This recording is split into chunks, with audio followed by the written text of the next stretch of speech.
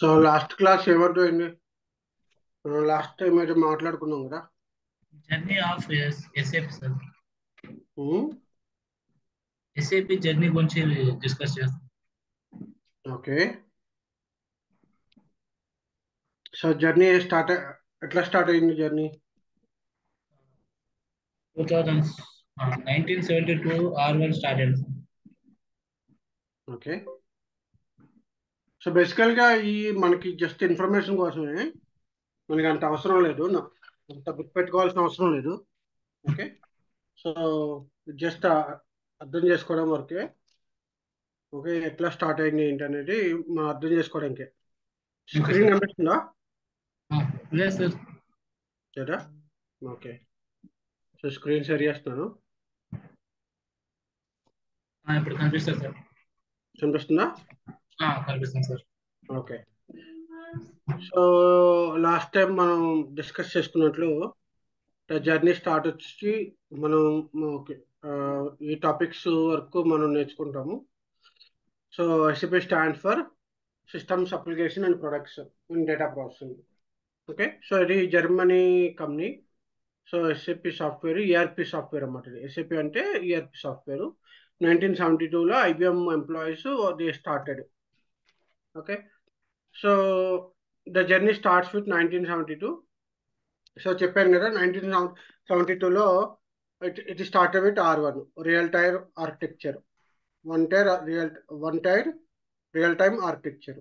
Okay. So అది 1972లో start అయింది. తర్వాత R1, R2, R3. సో తర్వాత ఈఆర్పి అహానా. సో నా హానా డేటాబేస్ వచ్చింది ఇప్పుడు. సో ఈ ఈఆర్పికి హానా డేటాబేస్ తేడా ఏంటి? ఈఆర్పికి హానా డేటాబేస్ తేడా ఏంటి అంటే, ఈఆర్పికి హానా డేటాబేస్ తేడా ఏంటంటే, ఈఆర్పి సాఫ్ట్వేర్ని ఇంతకుముందు వేరే డేటాబేస్ అంటే థర్డ్ పార్టీ డేటాబేస్తో కూడా కనెక్ట్ చేయొచ్చు. అంటే ఏంటి? ఇప్పుడు నాకు ఎస్ఏపి ఈఆర్పి ఎస్ఏపి వాడుతున్నాను అనుకో సాఫ్ట్వేరు. ఆ ఎస్ఏపిని నేను ఏం చేస్తాను, ఒరాకిల్ డేటాబేస్ వాడతా. నేను చెప్పా కదా 3 లేయర్స్ ఉంటాయని చెప్పి. అవును sir. Presentation layer, application layer, database layer ఉంటాయని చెప్పా కదా. అవును సార్. సో అందులో డేటాబేస్ లేయర్ని నేను వేరే బయట నుండి తెచ్చుకుంటా. అంటే ఎట్లాగా, ఇప్పుడు నాకు మొబైల్ ఉన్నా అనుకో, మొబైల్లో external SIM card external memory card పెట్టుకోవచ్చు, పెట్టుకోకూడదా? ఓకే. ఇంటర్నల్ మెమరీ ఉంటుంది, ఎక్స్టర్నల్ మెమరీ ఉంటుంది. సో ఇంటర్నల్ మెమరీకి వేరు. ఇంటర్నల్ మెమరీ అంటే ఏంటి? ఆ బ్రాండ్ ఏదైతే నువ్వు కొనుక్కున్నావు, సామ్సంగ్ లేకపోతే యాపిల్ లేకపోతే ఏదైతే కొనుక్కున్నావో దానికి డిఫాల్ట్గా వాళ్ళు ఇన్బిల్ట్ మెమరీ చేసి ఇస్తారు. అవునా? కానీ ఎక్స్టర్నల్ మెమరీ అనేసరికి ఏంటంటే, నువ్వు you can use third party memory cards. అవునా కదా? అవును సార్. ఇలాగా ఇప్పుడు ల్యాప్టాప్ ఉన్నానుకో, హెచ్పి ల్యాప్టాప్ ఉన్నానుకో, ఇన్బిల్ట్ చేసి ఒక 500 GB హార్డ్ డిస్క్ ఇచ్చాడనుకో, నీకు ఎక్స్టర్నల్గా నువ్వు కావాలంటే 1 TB, 2 TB, 3 TB అని చెప్పి ఒక హార్డ్ డిస్క్ మెమరీ హార్డ్ డిస్క్ని కనెక్ట్ చేసుకుంటావు. ఓకే. సో అట్లాగా మనం ఇంతకుముందు ఈఆర్పి సాఫ్ట్వేర్ ఏంటంటే, నువ్వు థర్డ్ పార్టీ డేటాబేస్తో కనెక్ట్ చేసుకోవచ్చు. సో ఇట్లా కనెక్ట్ చేసినప్పుడు ఏమవుతుందంటే, ఆ, ఒక్కొక్కసారి ఏమవుతుందంటే ఇంటిగ్రేషన్ కదా, అంటే డేటా వెళ్ళి అక్కడ లోడ్ అయ్యి ఆ డేటాబేస్లో స్టోర్ అయ్యి మళ్ళీ ఆ డేటాబేస్ నుంచి రీడ్ చేసి మళ్ళీ అప్లికేషన్లో చూపించి ప్రెజెంటేషన్లో అప్లికేషన్లో రన్ అయ్యి ప్రెజెంటేషన్ చూపించేసరికి కస్టమర్స్కి ఏంటంటే ఒక్కోసారి ప్రాబ్లమ్స్ వస్తున్నాయి అన్నమాట. అంటే ఏంటి? మేబీ డేటా రిటెన్షన్ అంటే ఒక్కొక్కసారి డేటా ఎప్పుడైనా కరప్ట్ అయిందనుకో, ఎక్స్టర్నల్ హార్డ్ డిస్క్లో నీకు డేటా కనిపించదు కదా. వేరే డేటాబేస్లో డేటా కరప్ట్ అయిందనుకో, నీకు డేటా వస్తుందా? డేటా రాదు కదా. సో కస్టమర్స్కి అది ఏంటంటే, ఇన్ కేస్ ఆ third party database connectivity issues వచ్చినా, ఎన్ని వచ్చినా సరే మన అప్లికేషన్ మీద ఇంపాక్ట్ అయ్యేది. సో వాటిని అన్నిటిని అవాయిడ్ చేయడానికి వాళ్ళు ఏం చేశారంటే 2011లో హానా డేటాబేస్ని తీసుకొచ్చారు ఎస్ఏపి వాళ్ళు. హానా డేటాబేస్ అంటే ఏంటంటే ఓన్ ఇన్బిల్ట్ హానా డేటాబేస్ అన్నమాట. అంటే మనకి ఎస్ఏపి వాళ్ళే ఓకే హానా డేటాబేస్ని ఇన్బిల్ట్ మన ఎస్ఏపి కనెక్టివిటీకి ఇచ్చారు. అంటే ఏంటి? కస్టమర్ థర్డ్ పార్టీకి వెళ్ళక్కర్లే, హానా డేటాబేస్ వాడుకుంటే సరిపోద్ది. ఓకే. సో అట్లా 2011లో హానా డేటాబేస్ని తీసుకొచ్చారు. సో అప్పుడు దాకా కస్టమర్స్కి ఉన్న ప్రాబ్లమ్స్ అంటే ఏంటి, మనకి ఎక్స్టర్నల్ మెమరీస్తో కనెక్ట్ చేసినప్పుడు డేటా స్లోగా రావడము, ఓకే, డేటా కరప్ట్స్ అవడము, ఇట్లా ఇట్లా చాలా ప్రాబ్లమ్స్ వచ్చాయి కదా. ఈ హానా డేటాబేస్లో ఏంటంటే, బేసికలీ హానా డేటాబేస్లో ఏం చేశారంటే ఇన్బిల్ట్ మెమరీని పెట్టుకుని, అంటే ఇది ఇన్బిల్ట్ మెమరీ కదా, ఇన్బిల్ట్ మెమరీ ఏం చేశారంటే ఒక రో కాలం బేస్డ్ ఫార్ములా పెట్టి ఎక్కువ ఫాస్ట్గా అంటే ఎక్కువ స్పీడ్గా వర్క్ అయ్యేటట్లు పెట్టారు కొత్త హానా డేటాబేస్లో. సో అప్పటి నుంచి ఏంటంటే customers they are liking the HANA database. అంటే ఏంటి, నార్మల్ హానా డేటాబేస్ అంటే నార్మల్గా ఎస్ఏపి ఈఆర్పితో పనిచేసినప్పుడు నాకు ఒక 10 పర్చేజ్ ఆర్డర్స్ 10 minutes పట్టింది అనుకో, ఈ హానా డేటాబేస్లో ఏమవుతుందంటే ఈ 10 purchase orders with in 1 minute చేసేది. సో డేటా స్పీడప్ అయింది బాగా. ఓకే, సో ఇందుకు ఇన్బిల్ట్ మెమరీ అవ్వడం, తర్వాత లాజిక్స్ ఆ డేటాబేస్లో ప్రాసెసింగ్ అంటే కూడా ఆ లాజిక్ని మార్చడం. అది టెక్నికల్గా చెప్పాలంటే రో కాలం బేస్డ్ అని చెప్పి క్యాలిక్యులేషన్ చెప్తారు. ఆ రో కాలం బేస్డ్ క్యాలిక్యులేషన్ వల్ల సిస్టమ్ బాగా స్పీడ్గా డేటాని కలెక్ట్ చేసి డిస్ప్లే చేస్తుంది. సో దానికి 2011లో హానా డేటాబేస్ వచ్చింది. సో హానా డేటాబేస్ అనేది it's not a software, it is a hard disk, it is a memory. Okay, database అన్నమాట. ఓకే, హానా డేటాబేస్ వేరు, S4 హానా వేరు. క్లియరా? లేదు సార్. ఓకే, S4 హానా అనేది ఏంటంటే ఈఆర్పికి నెక్స్ట్ జనరేషన్ ఏంటంటే S4 హానా. అంటే ఈసీసీ ఇంతకుముందు ఈసీసీ వాడేవారు, ఈసీసీకి నెక్స్ట్ జనరేషన్ ఏంటంటే S4 హానా. రెండు ERP packages.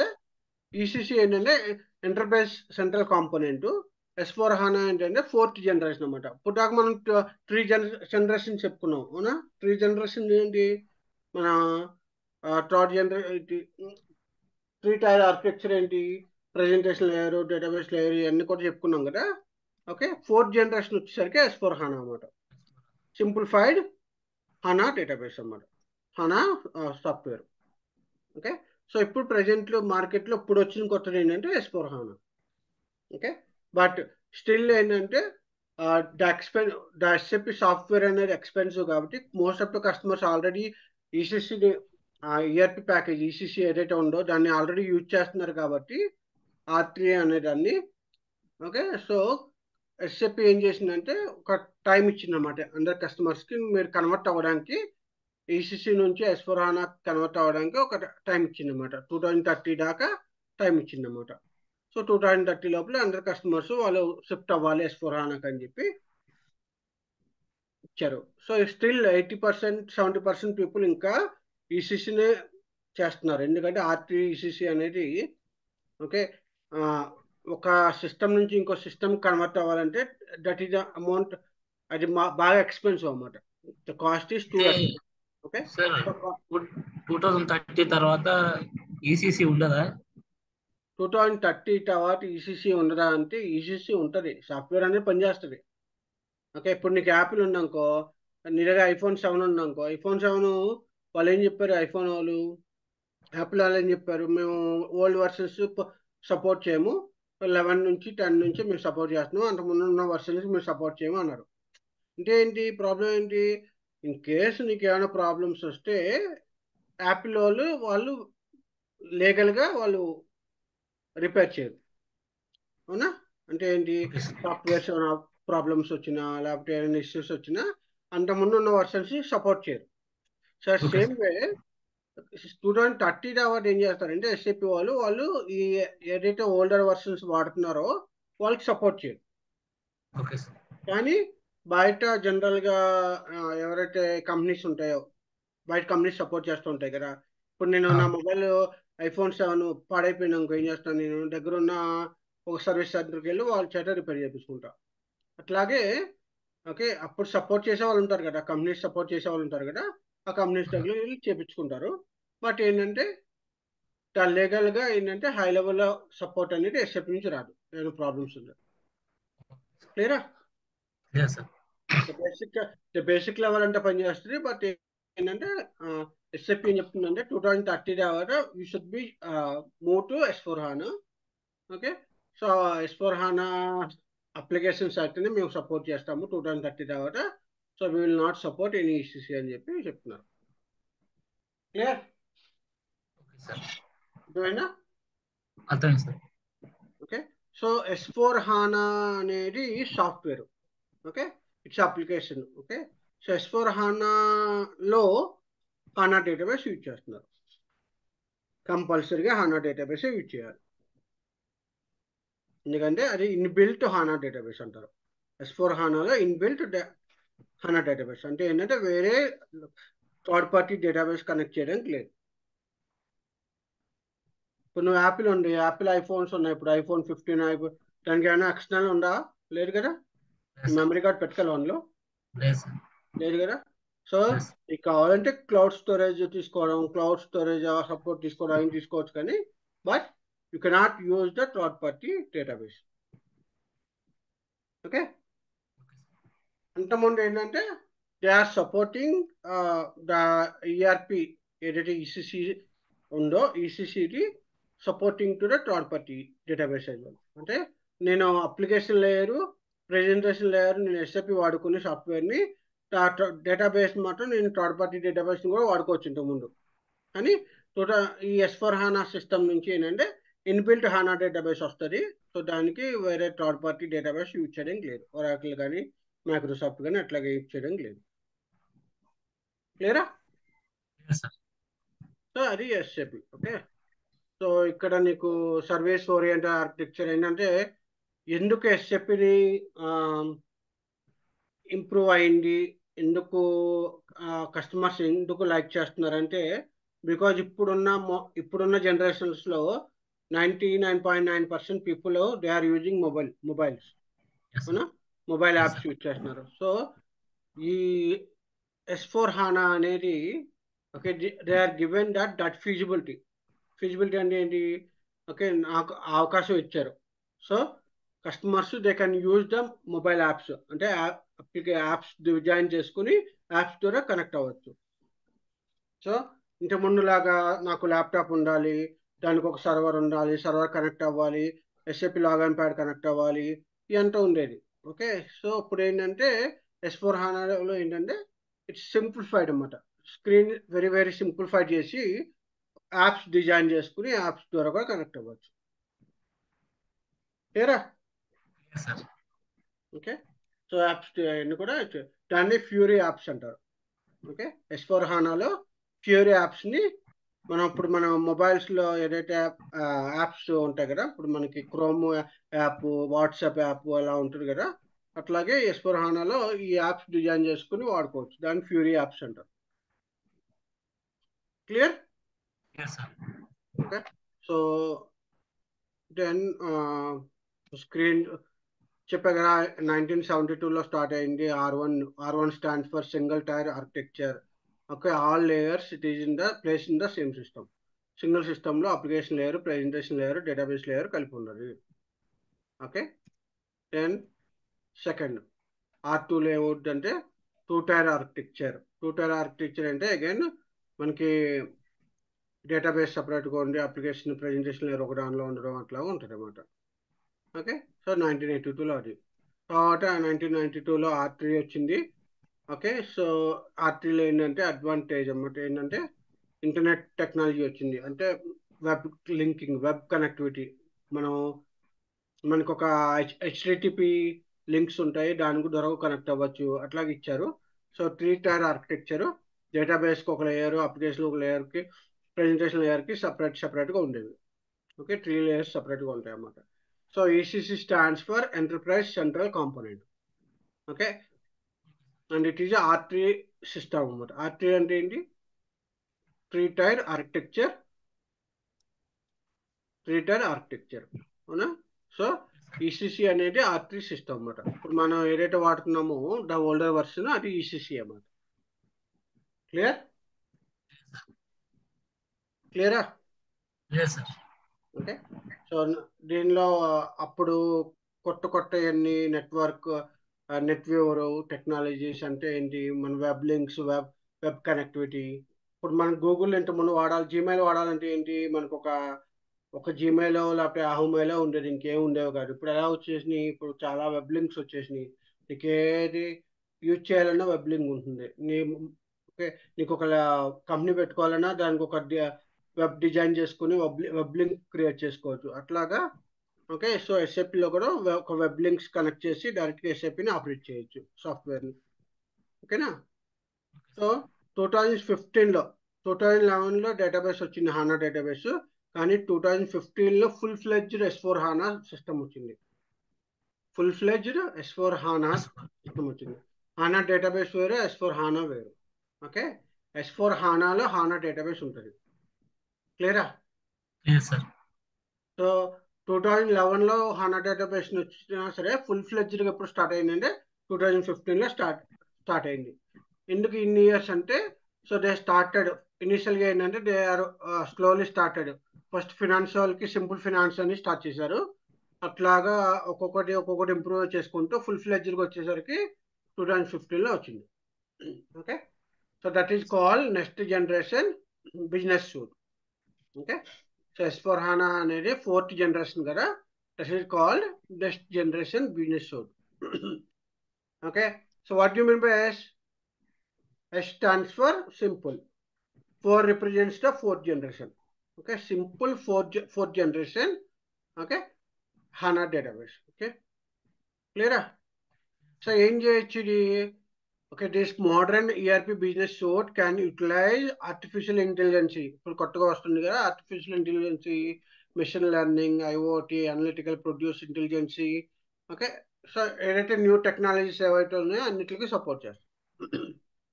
And also it is coming under the user experience of Fiori. Fiori అని చెప్పే కదా నీకు, ఫ్యూరీ యాప్స్ డిజైన్ చేసుకొని.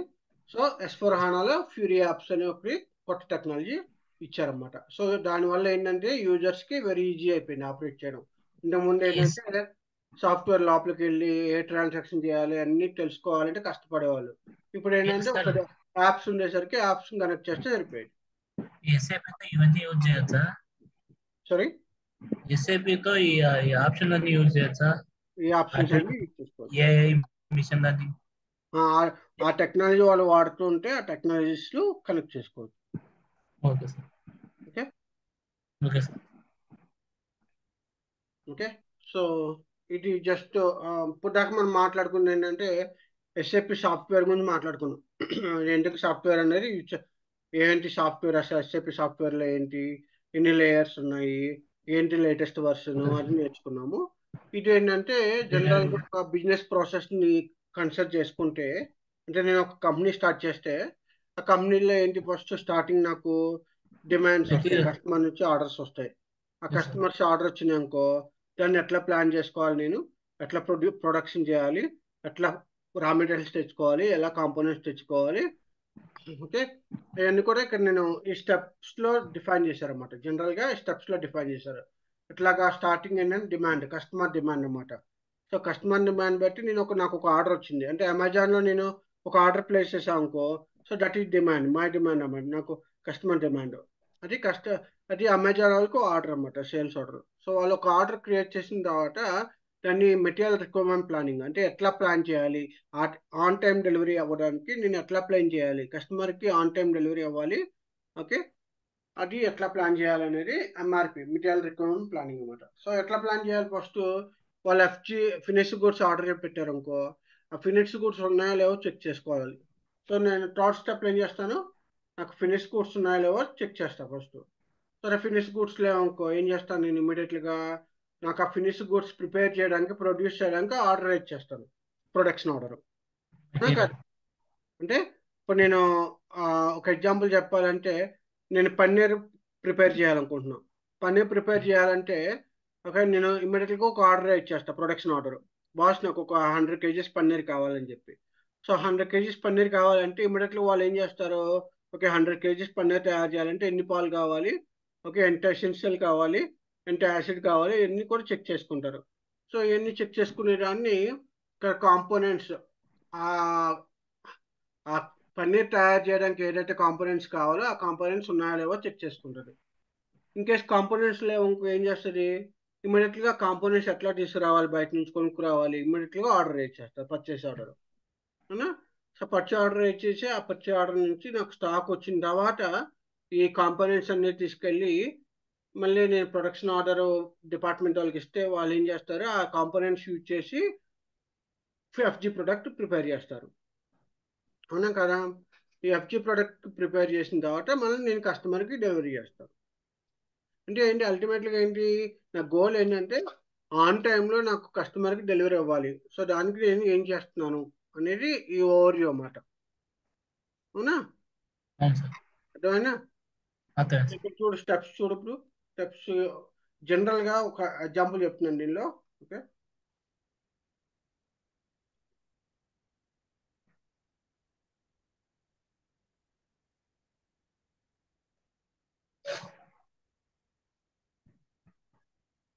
ఓకే. సో స్టార్టింగ్ డిమాండ్ వచ్చింది, కస్టమర్ డిమాండ్. ఓకే, సో నాకు సేల్స్ ఆర్డర్ వచ్చింది. దాని నుంచి నేను ప్లాన్ చేసుకుంటున్న ఎంఆర్పి, మెటీరియల్ రిక్వైర్మెంట్ ప్లానింగ్ అంటే ఏంటి, నాకు ఆన్ టైంలో డెలివరీ అవ్వడానికి నేను ఏ విధంగా నేను ప్లాన్ చేసుకోవాలి, నేను కస్టమర్కి ఎప్పుడు ప్రామిస్ చేయగలను నేను. ఓకే, నేను రేపు రేపు ఇచ్చేస్తాను నేను ప్రామిస్ చేయగలనా? చేయలేను కదా, ఎందుకంటే నా దగ్గర స్టాక్ ఉండాలి, చెక్ చేసుకోవాలి కదా. ఓకే, సో అట్లాగా నేను కస్టమర్ డెలివరీ ఉండాలి చెక్ చేసుకోవాలి. తర్వాత ఎంఆర్పి ప్లాన్ చేసుకున్న తర్వాత finish goods, okay, stock available ఉండాలి చెక్ చేసుకోవాలి. ఫినిష్ గూడ్స్, ఓకే, ఆ ఫినిష్ గూడ్స్ ఉంటే నేను డైరెక్ట్ కస్టమర్ పంపించేస్తా, ప్యాక్ చేసి పిక్ చేసుకుని ప్యాక్ చేసేసి దాన్ని నేను కస్టమర్ పంపించేస్తా. నా ఎస్ దగ్గర సార్. లేదనుకో నేనేం చేస్తా, ఆ ఎఫ్జి ప్రోడక్ట్ ప్రిపేర్ చేయడానికి ఓకే నేనేం చేస్తాను, ప్లాన్ వెండర్స్కి చేసుకోవాలి ఆర్డర్. నేను. ఓకే, ఈ ప్లాన్ చేసుకున్న తర్వాత నాకు కాంపోనెంట్స్ ఉన్నాయో లేవో చెక్ చేసుకుంటాను. ఈ ప్రొడ్యూస్ చేయాలంటే నాకు ఎఫ్జి ప్రొడక్షన్ చేయాలంటే మళ్ళీ కాంపోనెంట్స్ ఉన్నాయో లేవో చెక్ చేసుకోవాలి. కాంపోనెంట్స్ అంటే ఏంటి, నేను పన్నీర్ రా చేయాలంటే మెటీరియల్. నాకు పాలు కావాలి, యాసిడ్ కావాలి, ఫైర్ కావాలి, గ్యాస్ కావాలి, ఇవన్నీ కావాలి కదా. సో అవన్నీ కాంపోనెంట్స్ అన్నమాట. ఓకే, సో ఏదైతే కాంపోనెంట్స్ యూజ్ చేసి మనం ఎఫ్జి ప్రొడక్ట్ చేస్తామో దాన్ని కాంపోనెంట్స్ అంటారు. ఇప్పుడు నా దగ్గర కాంపోనెంట్స్ ఉంటే ఏం చేస్తాను, నేను ఇమీడియట్లీ ప్రొడక్షన్ పంపించేస్తాను. ప్రొడక్షన్ వాళ్ళు ఏం చేస్తారు, వాళ్ళు ప్రొడ్యూస్ చేసేసి ఎఫ్జి ప్రిపేర్ చేస్తారు. ఇన్ కేస్ కాంపోనెంట్స్ లేకపోతే నేను మళ్ళీ మెటీరియల్ మేనేజ్మెంట్ పీపుల్కి వెళ్ళి, బాస్ నాకు పిఆర్ క్రియేట్ చేయి, పర్చేజ్ ఆర్డర్ క్రియేట్ చేయి, గూడ్స్ తీసుకురా అని చెప్తాము. స్టాక్ వచ్చిన తర్వాత మళ్ళీ ప్రొడక్షన్ ఆర్డర్ పంపిస్తాము. ప్రొడక్షన్ ఆర్డర్ పంపిస్తే వాళ్ళు ఏం చేస్తారు, ఆ ప్రొడక్ట్ని ప్రొడ్యూస్ చేసి మళ్ళీ కస్టమర్కి డిస్పాచ్ చేస్తారు. సో ద ఫైనల్ గోల్ ఏంటంటే నేను కస్టమర్కి పంపించాలి.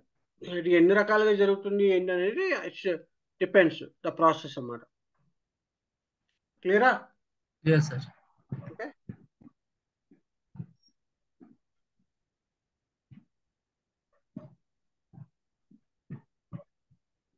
Okay. So now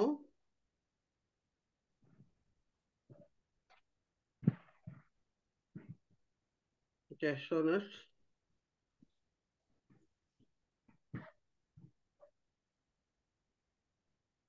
so so ఇప్పుడు మనకి టైమ్ లైన్స్ చూస్తే 45 days to 60 days అని టార్గెట్ పెట్టుకున్నాము.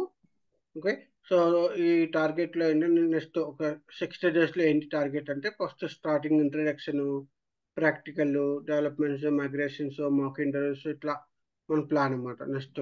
ఓకే, నెక్స్ట్ 2-3 monthsలో ఇది plan. Okay, so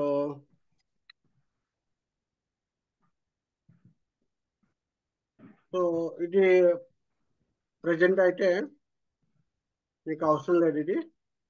okay, so ఇది నేను తర్వాత చెప్తాను మేజర్ డిఫరెన్సెస్. ఎందుకంటే ముందు నీకు ఈసీసీ గురించి తెలియాలి. Yes sir. ఈసీసీ గురించి తెలిస్తే దాన్ని తెలుసుకో S/4HANA. Okay, so yes sir. ముందు ఈసీసీ గురించి తెలుసుకున్న తర్వాత then will go for the S/4HANA. ఎందుకు ఏంటి అనేది తెలుస్తుంది. Okay, okay sir. క్లియరా? Yes sir. ఓకే, సో ఇది మనకి ఇప్పుడు వర్డ్ డాక్యుమెంట్ తీసుకున్నాము.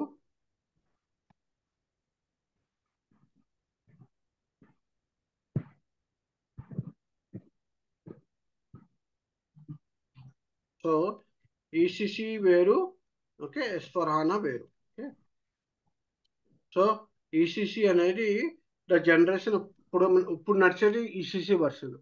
ఓకే, ఫ్యూచర్లో S/4HANA వస్తుంది. అంటే S/4HANA వచ్చింది, బట్ ఏంటంటే ఇంకా మోస్ట్ ఆఫ్ ద కంపెనీస్ ఇంకా మూవ్ కాలేదు కాబట్టి ఇన్ కేస్ నీకు జాబ్ వచ్చినా ఇన్కేస్ ఈసీసీ మీరు వర్క్ చేయాల్సి వస్తే నీకు ఈసీసీ గురించి తెలియకపోతే then there is no use.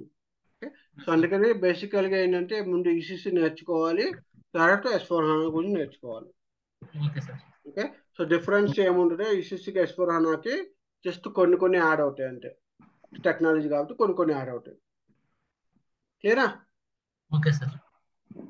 Okay, so ఈసీసీలో వచ్చేసరికి ఓకే ద వెర్షన్స్ ఎలా ఉంటాయంటే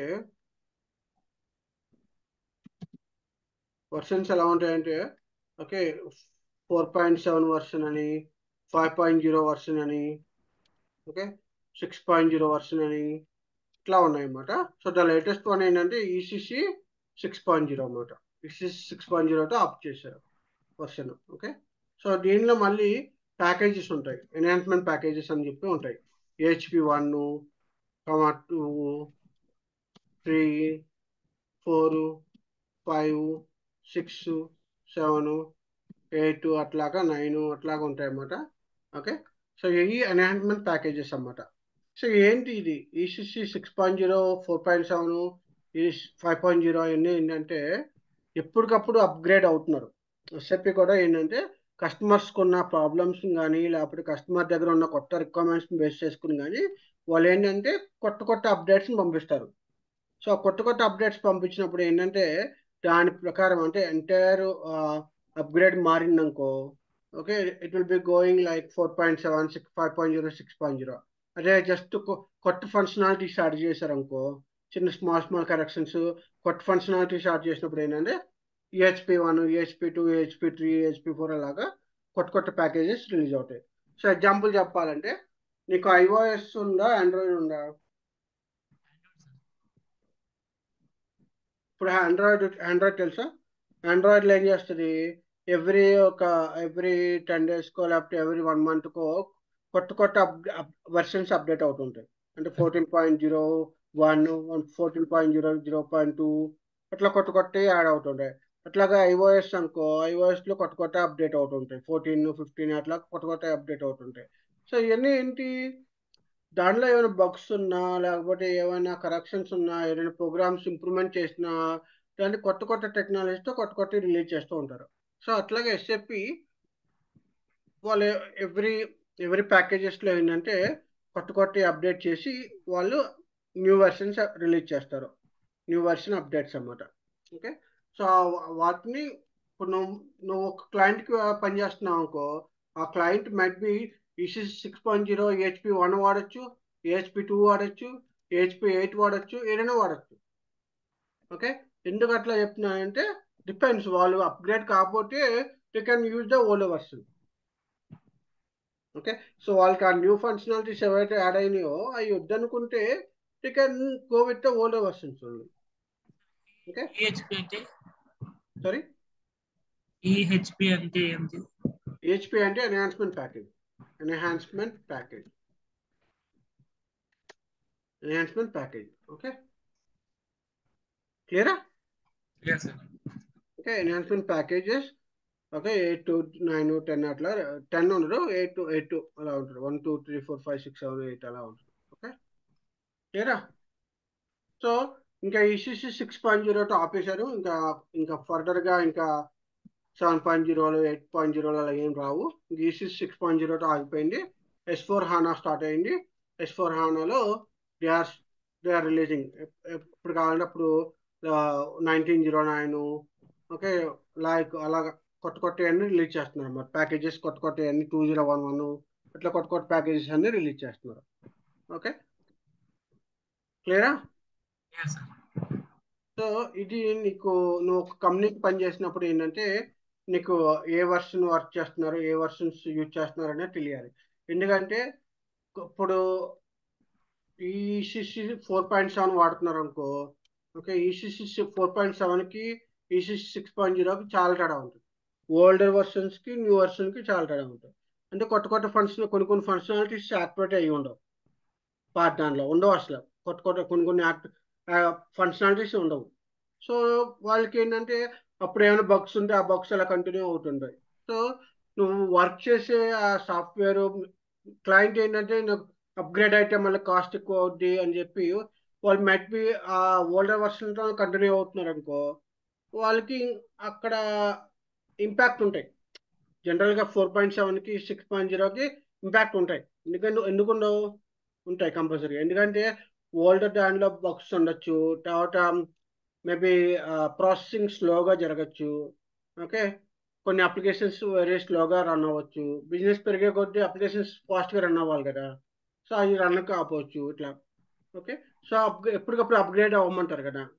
సో అట్లాగా ఇప్పుడు నీ మొబైల్లో చూసావా, పాటి ఆండ్రాయిడ్లో ఓల్డర్ వర్షన్ నోకియా అలాంటి ఓల్డర్ వర్షన్స్లో చూసావనుకో, నోకియా ఓల్డర్ వర్షన్స్లో యూజ్ చేసినప్పుడు ఏంటంటే స్లోగా రన్ అవుతాయి. నోకియాలో న్యూ వర్షన్ యాడ్ చేసినప్పుడు కొత్తగా వర్క్ అవుతాయి ఆండ్రాయిడ్. సో అట్లాగా ఐఓఎస్ ఉంది, ఐఓఎస్ యాపిల్లో వాడినప్పుడు ఓల్డర్ వర్షన్ వాడినప్పుడు ఏంటంటే కొన్ని వాట్సాప్లు సపోర్ట్ చేయవు, లేటెస్ట్ టెక్నాలజీస్ సపోర్ట్ కావు, టెలిగ్రామ్ సపోర్ట్ కావు, మెసెంజర్స్ సపోర్ట్ కావు, అట్లాగా కొన్ని సపోర్ట్ కావు కదా, అప్డేట్ చేయకపోతే బికాస్ స్లో టెక్నాలజీ అయిపోతుంది. మారింది. అట్లాగే ఓల్డర్ వర్షన్స్లో సపోర్ట్ కాదు. క్లియరా? సార్ అప్డేట్ వర్షన్ చేయకపోతే స్లో అయిపోతాయా ఏమైనా?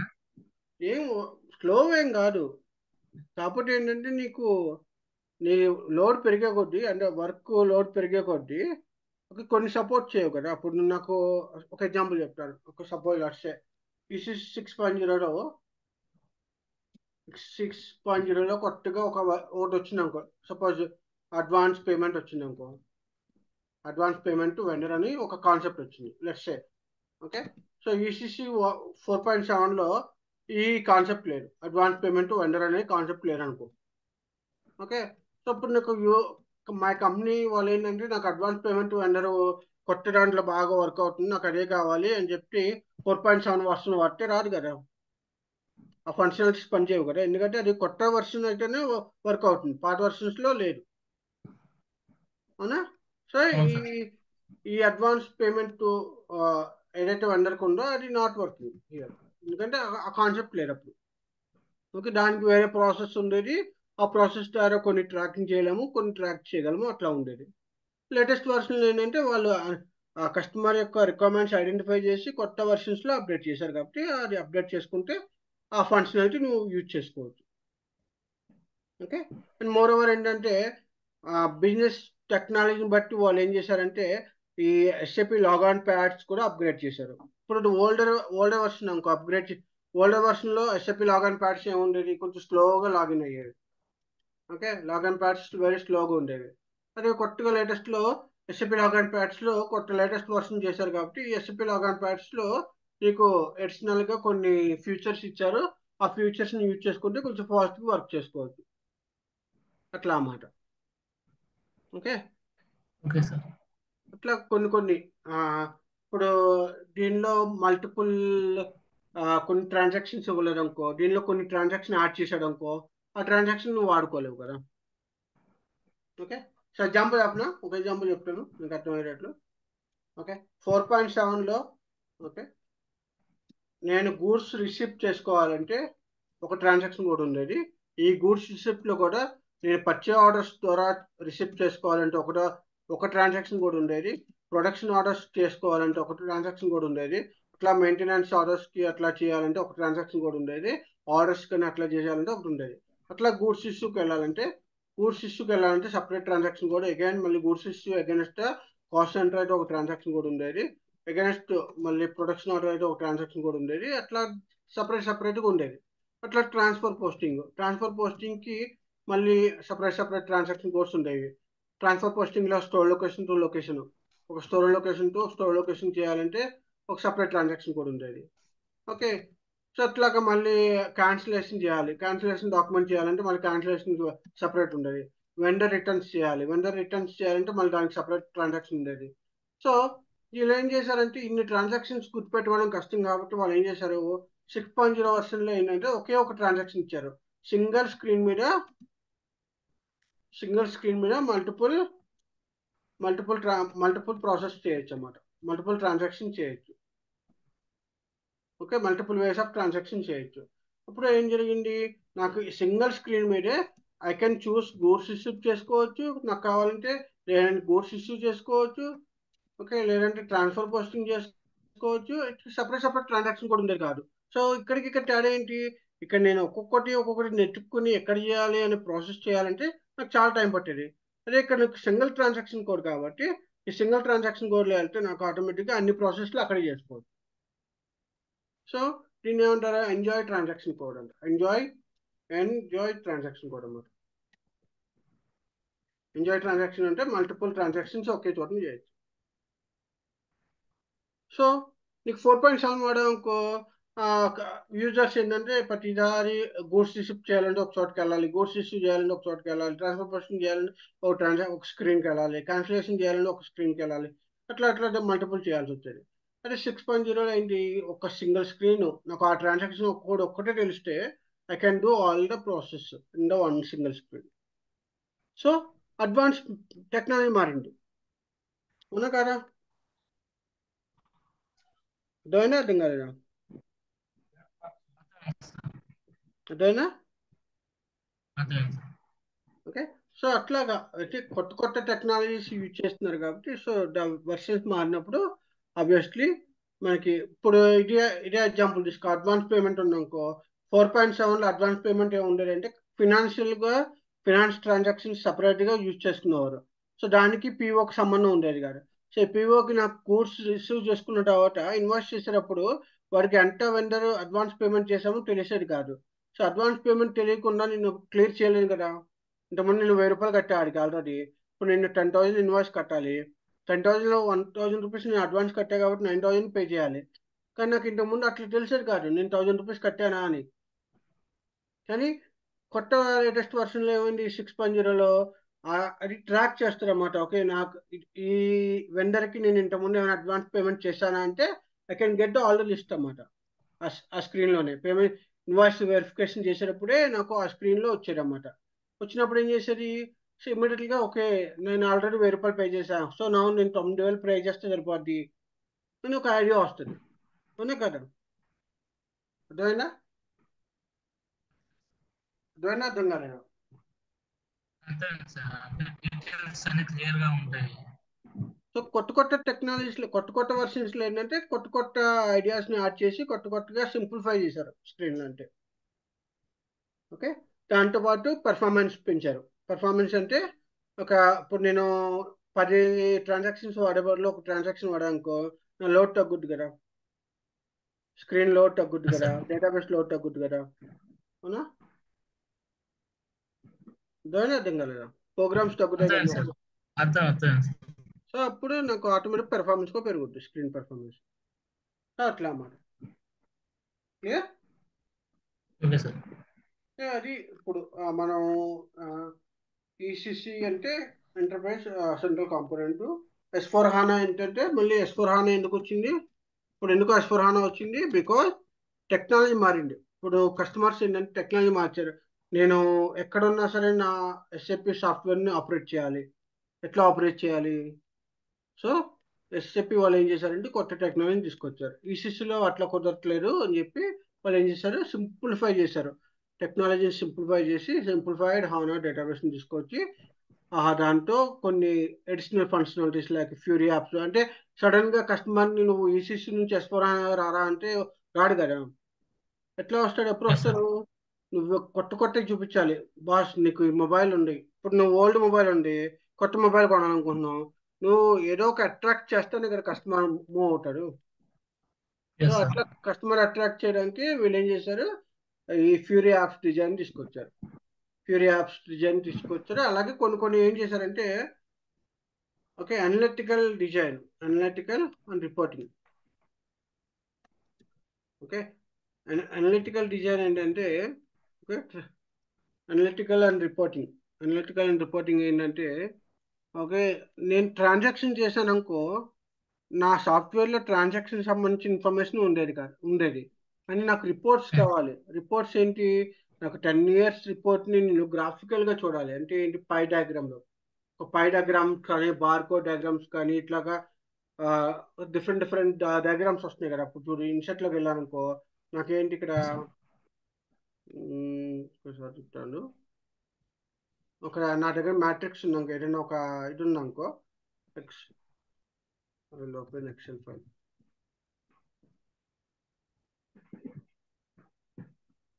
ఇప్పుడు నాకు ఏదైనా ఒక డేటా ఉందనుకో, నేను ఏం చేయగలను, దాన్ని డేటా ఎట్లా చూపించగలను, డిఫరెంట్గా బార్కోడ్ డిజైన్లో చూపించగలను. ఇన్సెట్ డిజైన్ చూపించి ఇట్లాగా డిఫరెంట్ డిజైన్స్లో చూపించగలను, డయాగ్రామ్స్లో కానీ ఇట్లా చూపించగలను. సో ఇంత ముందు ఈసీసీ వర్షన్లో అలా ఉండేది కాదు, అట్లా పై డయాగ్రామ్స్ కావాలన్నా అట్లా వచ్చేది కాదు. సో దానికి ఏంటి, మళ్ళీ నేను సపరేట్గా ఎస్ఏపి బీడబ్ల్యూ అనే ఒక సపరేట్ బీడబ్ల్యూ అనేది ఒక దాన్ని ఇంప్లిమెంట్ చేసుకోవాల్సి వచ్చేది. అంటే సపరేట్గా ఈ డేటా అంతా పుల్ చేసి ఎస్ఏపి బీడబ్ల్యూ పంపిస్తే ఎస్ఏపి బీడబ్ల్యూలో నీకు రిపోర్ట్స్ వచ్చేవి. కానీ ఇప్పుడు S4 హానాలో ఏం చేశాడు, డిఫాల్ట్కి వీడు ఏం చేశాడంటే కొన్ని పై డయాగ్రామ్స్ కానీ ఇట్లా అనలిటికల్ డయాగ్రామ్స్ కానీ అట్లా డిజైన్స్ కానీ అట్లా చేసుకోవచ్చు అనే ఉద్దేశం ఇచ్చాడు, రిపోర్టింగ్ పర్పస్ కూడా ఇచ్చాడు. ఓకే, సో అట్లా కొత్త కొన్ని అడిషనల్ ఫంక్షనాలిటీస్ ఇచ్చారు. సో ఇంతకుముందు ఏంటి, ఇప్పుడు ఎస్ఏపి ఈసీసీ నుంచి నేను బీడబ్ల్యూకి డేటా పంపించి బీడబ్ల్యూలో మళ్ళీ డిజైన్ చేసుకుని రిపోర్టింగ్ డయాగ్రామ్ రూపంలో తెచ్చుకోవాలంటే నాకు ఎంత టైం పడుతుంది, చాలా టైం పట్టుద్ది కదా. డేటా పుల్ చేసుకోవాలి, అక్కడ మోడిఫై చేసుకోవాలి, డేటా ప్రజెంట్ చేయాలి, చాలా కష్టం కదా. అదే S4 HANA సింప్లిఫైడ్లో ఏం చేశారంటే ఆటోమేటిక్గా వాళ్ళు ఏంటంటే డిఫాల్ట్గా కొన్ని దానికి వాళ్ళు ఏం చేశారు, డిఫాల్ట్గా మీకు S4 HANA సిస్టమ్ ఉంటే అక్కడే కొన్ని సింప్లిఫైడ్గా నువ్వు డిజైన్ చేసుకుని పై డయాగ్రామ్స్లో కానీ బార్కోడ్లో కానీ నువ్వు చూపించుకోవచ్చు. అంటే ఆ సర్కిల్ అట్లా డిజైన్స్ కావాలంటే ఆ డిజైన్స్లో నువ్వు తెచ్చుకోవచ్చు అని చెప్పి పెట్టారన్నమాట, ఇచ్చారు. ఓకే, సో ఇంకా కాంప్లెక్స్ కావాలంటే అంటే స్టాండర్డ్ ఇచ్చింది కాకుండా ఇంకా కాంప్లెక్స్ కావాలంటే there is a HANA studio. Okay, HANA studio BW HANA studio అన్నమాట. సో దీనికి అడ్వాన్స్డ్ అన్నమాట, అడ్వాన్స్ హానా స్టూడియో. సో ఇది నార్మల్ బీడబ్ల్యూ, దీనిలో హానా స్టూడియో బీడబ్ల్యూ ఏంటంటే బీడబ్ల్యూ హానా స్టూడియో ఏంటంటే అడ్వాన్స్డ్ అన్నమాట. ఓకే, లేటెస్ట్ టెక్నాలజీ అన్నమాట. అప్పటికప్పుడు డేటా పుల్ చేసుకుని తెచ్చుకుని ఆటోమేటిక్గా ప్రజెంట్ చేయడం అట్లాగా. ఓకే, సో అట్లాగా చాలా కొత్త అడ్వాన్స్డ్ ఇచ్చారు కాబట్టి ఆబ్వియస్లీ కస్టమర్స్ ఇంప్రూవ్ అవుతారు. ఎందుకంటే ఇప్పుడు నాకు నేను ఒక బిజినెస్ రన్ చేస్తున్నాను అనుకో, నేను బిజినెస్ రన్ చేస్తుంటే నాకు థౌజండ్ ఆర్డర్స్ వచ్చాయి ఒక రోజు. ఓకే, సో 1000 ఆర్డర్స్ వచ్చినప్పుడు నాకు 1000 ఆర్డర్స్ ప్రాసెస్ చేయడానికి ఇప్పుడు ఈసీసీలో 1000 ఆర్డర్స్ ప్రాసెస్ చేయడానికి సపోజ్ లెట్స్ సే 1 అవర్ పట్టింది అనుకో. ఓకే, సో నేను S4 హానాలోకి వెళ్ళినప్పుడు ఏంటంటే ఓకే, సింప్లిఫై లాజిస్టిక్స్ అంటే హానా డేటాబేస్ ఇన్బిల్ట్ అంటే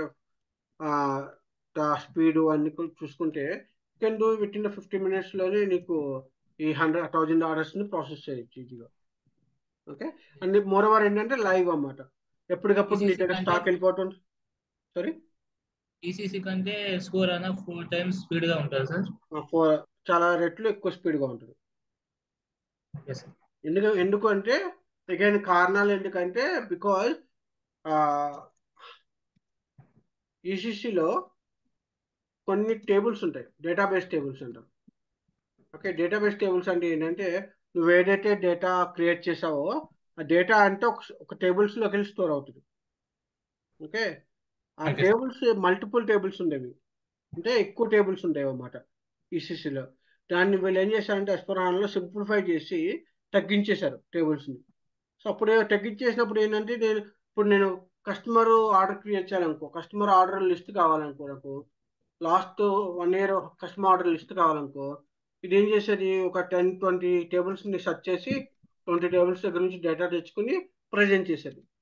అదే ఇప్పుడు నేను ఇదే కస్టమర్ ఆర్డర్ని S4 HANAలో చూడాలంటే ఓకే, సపోజ్ ఈ 20ని ఏం చేశారు వీళ్ళు 5 టేబుల్స్ కింద డివైడ్ చేస్తారు. అంటే అంతన్ని 5 టేబుల్స్లో స్టోర్ చేసేటట్లు చేశారు.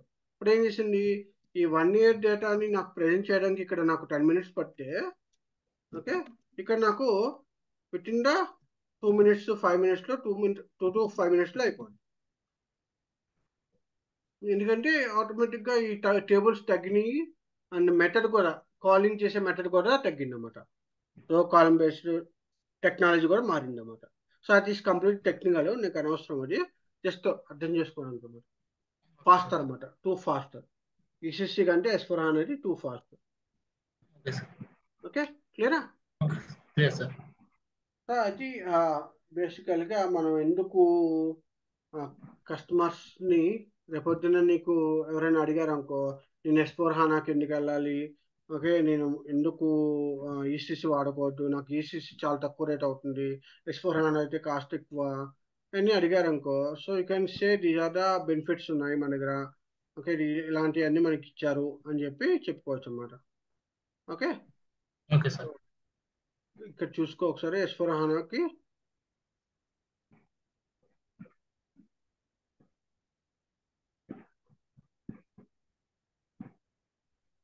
ఓకే సో ఇప్పుడు చూసాం ఎస్4 హానా, ఇప్పుడు నేను చెప్పా కదా హానా డేటాబేస్ గురించి. 1972లో స్టార్ట్ అయింది, అది 2011లో హానా డేటాబేస్ స్టార్ట్ అయింది, 2015లో ఫుల్ ఫ్లెడ్జ్డ్ ఎస్4 హానా వచ్చింది. ఓకే సో హానా అంటేనే ద నేమ్, ఇప్పుడు చూసా హానా అంటేనే high performance analytical appliances multi model database. Okay దాని పేరే చూసావా, హానా అంటే high performance analytical appliances multi model database. Okay so అక్కడ తప్పుగా ఉంది కదా సార్. సారీ, హై పర్ఫార్మెన్స్ తర్వాత N observation analytic. High performance analytic appliances multiple model database. HA means high performance, ah NA means N means analytic అని వస్తుంది. High performance వచ్చి HM బా, analytical appliances వచ్చి మల్టిపుల్ మోడల్ వచ్చి N. Observation అట్లా ఇచ్చాడంటే observation ఎన్కి analytic ఉంది. Okay అర్థం కదా సార్.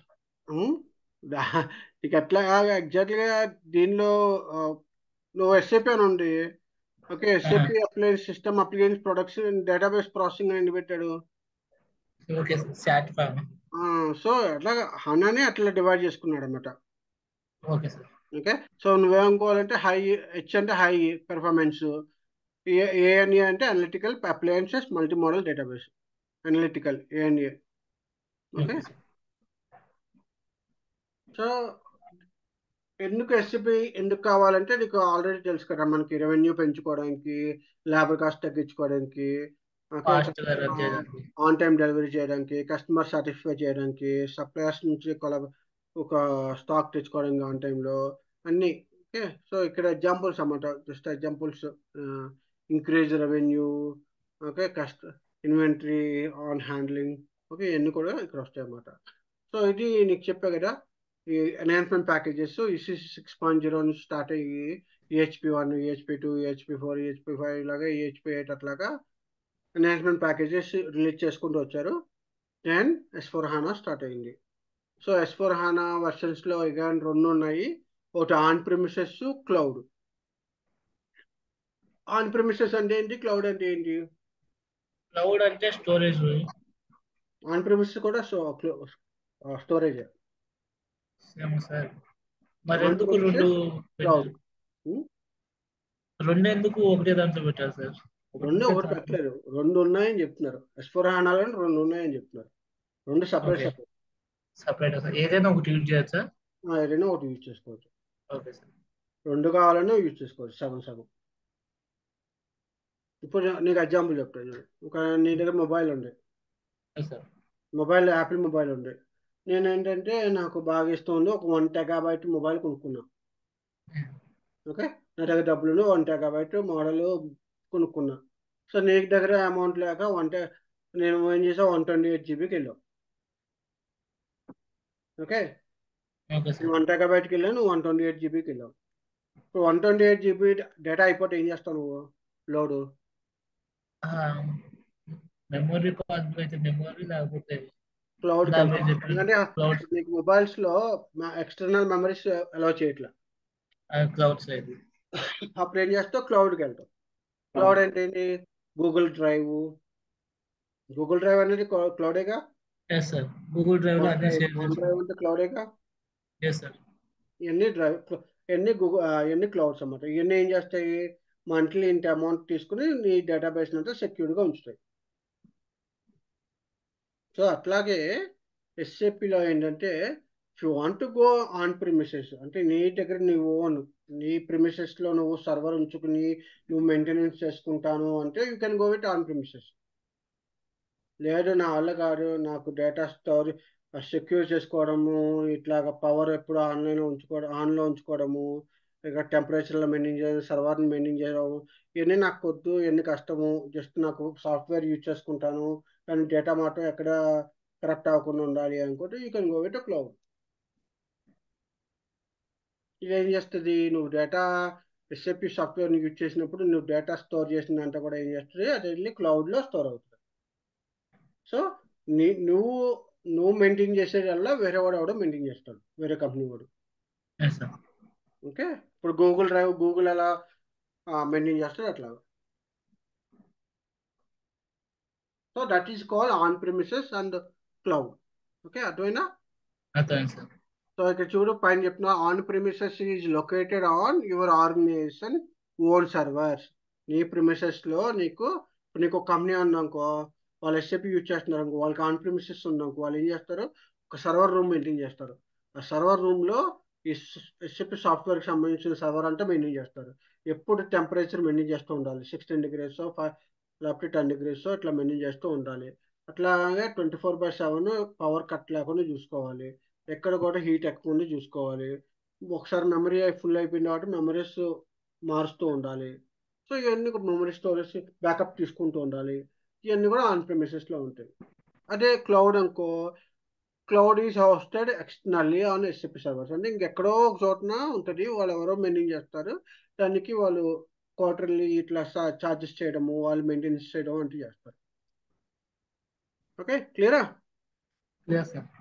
సో 2020 దాకా, మొన్న 2020 దాకా ఏంటంటే ఎస్ఏపి S/4HANA వర్షన్స్ ఎలాగా ఉండేదంటే, నీకు చెప్పాక ఇంతకు 1909 అని, ఇంతకు గుర్తుకుందా 1909 అని చెప్పాను చూసావు, వర్షన్ స్టార్ట్ అయ్యేది ఎట్లా S/4HANAలో 1909 అట్లా స్టార్ట్ అవుతుందని చెప్పాను కదా. ఈ 1909 అంటే అర్థం ఏంటంటే 2019 అవును సార్, 3 applications 2019 9th month అన్నమాట.